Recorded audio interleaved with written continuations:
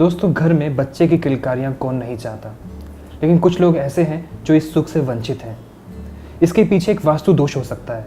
आइए इसी विषय में बात करते हैं डॉक्टर गौरवश्री अग्रवाल जी से। डॉक्टर साहब, आपका बहुत बहुत स्वागत है। जी नमस्ते। आपने बच्चों का विषय जो आज उठाया है वो बहुत ही बेहतरीन विषय है। देखिएगा कि माता पिता बनना हमारे जीवन का सबसे सुखद अनुभव होता है।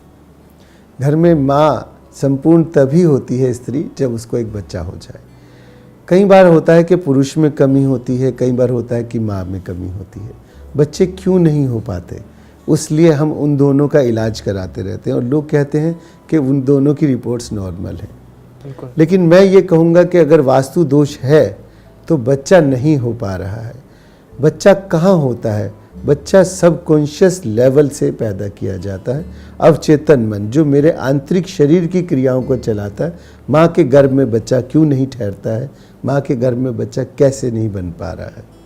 रिपोर्ट्स नॉर्मल होने के बावजूद भी ये कमियाँ कहाँ से आती हैं, मैं ये बात आपको विस्तार से बताना चाहता हूँ। देखिए, जो दक्षिण पश्चिम दिशा है वो अवचेतन मन को कंट्रोल करती है। उसके अंदर कमी होना, उसमें स्टोर बना देना, उसके अंदर आपने फालतू का सामान कूड़ा करकट जमा कर देना, वो एक हमारे यहाँ नेगेटिविटी फैलाता है। उसके बिल्कुल विपरीत दूसरा कॉर्नर है नॉर्थ ईस्ट का, जो नए बच्चे और नए विचार वंश वृद्धि के लिए अपनी एनर्जी को उस घर में दे रहा होता है। उस हिस्से का कट जाना उस घर के लिए सबसे बड़ा दुर्भाग्य होता है।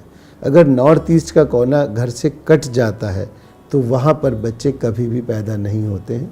मैंने इस तरह के घर देखे हैं कि जो गोद लिए हुए बच्चे से अपना वंश चलाते हैं और फिर उस बच्चे की शादी करते हैं, उसको भी बच्चे नहीं होते हैं तो फिर वो भी बच्चे को गोद लेता है। तो इस तरह की क्रियाएं कई घरों में रही।